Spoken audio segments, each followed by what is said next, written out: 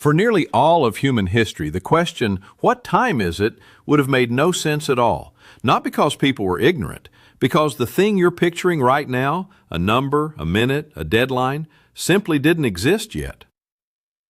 For 250,000 years, humans lived and died without ever once checking a clock. Early humans told time with their bodies and their surroundings, not with numbers. The sun climbing meant it was time to move. Long shadows meant it was time to head back. Nobody needed a name for 3 o'clock, when the position of the sun already told the whole story. Time back then wasn't measured. It was attached to tasks. A day wasn't 9 hours long. It was as long as it takes to walk to the river and back. People spoke of time in terms of milking time, the time the tide comes in, or the time it takes to boil rice. The clock hadn't been invented, so the task itself was the clock. For farming communities, the real calendar wasn't hours. It was seasons. You didn't know it was March. You knew it was planting time because the soil had softened and the birds had returned. An entire year could pass measured only by frost, rain, and harvest. Night had its own system, older than clocks by millennia.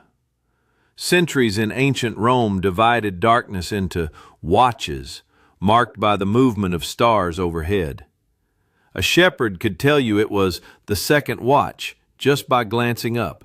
No device required, only a lifetime of memorized sky. Then something changed the shape of time itself, the monastery bell. Christian monks needed to pray at fixed intervals throughout the day and night, so they began ringing bells at set moments, regardless of sunlight, task, or season. For the first time in human history, time was being separated from nature and tied instead to a signal. Outside the monastery walls, people still relied on rougher tools. Sundials cast shadows across carved stone. Water clocks dripped steadily into marked basins.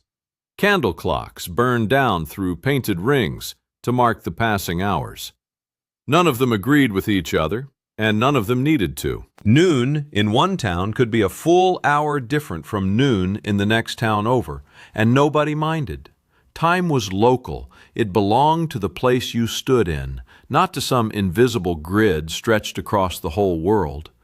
There was no reason yet for two distant towns to agree on anything. For the average peasant, the day simply began with light and ended with darkness. You woke when the rooster called or the light hit your eyes. You worked until your hands couldn't see the thread anymore. There was no lunch break at exactly noon. There was hunger, and you ate when it arrived. Time back then didn't move forward in a straight line the way we imagine it now. It looped.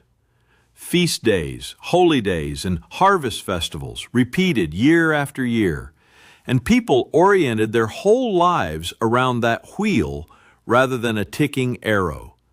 You weren't racing toward a deadline. You were moving through a cycle you'd already lived 100 times. The first mechanical clocks appeared in European monasteries around the late 1200s, built not for convenience, but for precision in prayer. They had no minute hands, just a single hour hand, ringing a bell on the hour, loud enough to reach every corner of the abbey grounds. Within a couple of centuries, those bells climbed down from monastery towers and into town squares. Merchants wanted to know when the market opened. Officials wanted to know when the gates closed. For the first time, entire towns began organizing themselves, not around sunrise or hunger, but around a public clock everyone could see. Even then, most people still didn't own a personal timepiece. Clocks were expensive, communal, public objects. You didn't check your own watch. You listened for the town bell, or you asked a neighbor who'd heard it ring. Time was something you borrowed from the community, not something you carried in your pocket. As trade expanded, merchants needed something new: appointments. A ship needed to leave port at a specific hour. A contract needed a specific date, signed in ink. Slowly, time stopped being a description of nature and became a tool for coordinating strangers who had never met. Then came the factory. The Industrial Revolution didn't just change what people made, it changed what time meant to their bodies. Factory owners installed bells and later punch clocks, demanding that workers arrive at an exact minute, not roughly morning.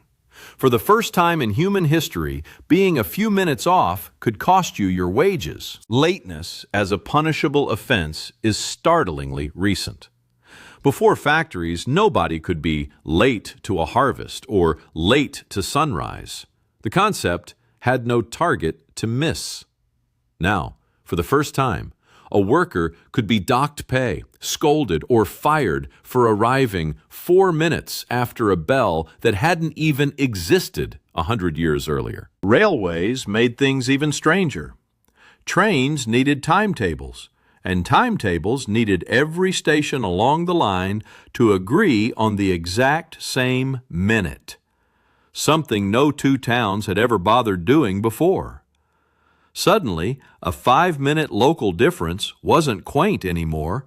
It could cause a collision. In the 1840s, British railway companies started forcing towns to adopt railway time, one single standardized clock reading, replacing centuries of local sun-based noon.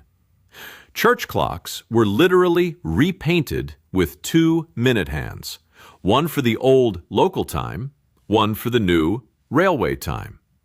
For a while, towns lived with 2 competing versions of now. By 1884, delegates from around the world gathered at the International Meridian Conference and carved the entire planet into 24 time zones, anchored to a line drawn through Greenwich, England. For the first time in the history of our species, time became something the whole globe agreed on together. A single, invisible grid laid over every sunrise on Earth. Personal clocks followed soon after. Pocket watches for the wealthy, then wristwatches, then alarm clocks in ordinary bedrooms. For the first time, an individual could wake to a mechanical sound instead of daylight or hunger. Morning stopped being something that happened to you and became something scheduled in advance. This is the real shift, buried under all the gears and bells.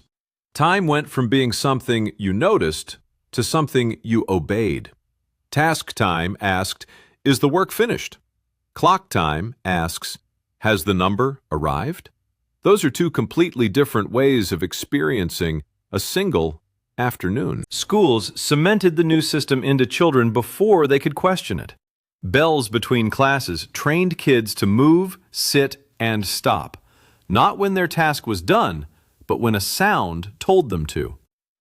By the time you were 7 years old, your body had already been taught to answer to a bell, the same way a monk's once had. Now look at your own day.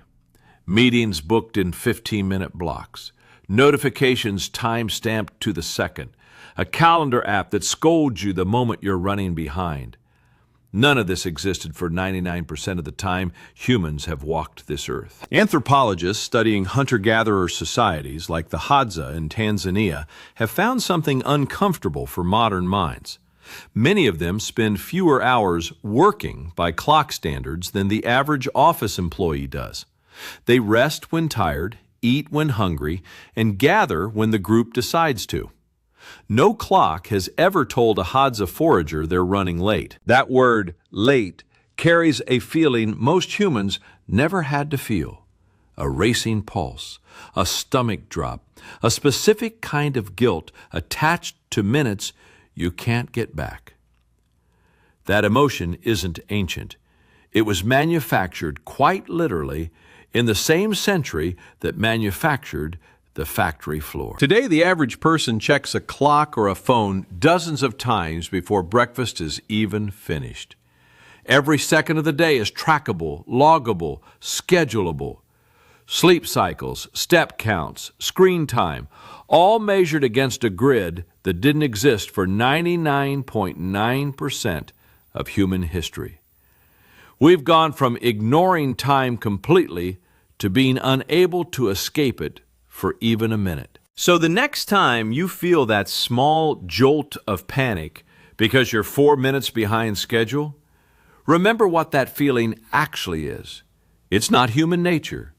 It's a monastery bell, a factory whistle, and a railway timetable, all fused together into a habit barely 200 years old. For 290,000 years, your ancestors lived full, rich, exhausting lives without ever once needing to know what time it was. And somehow, they were never late for anything.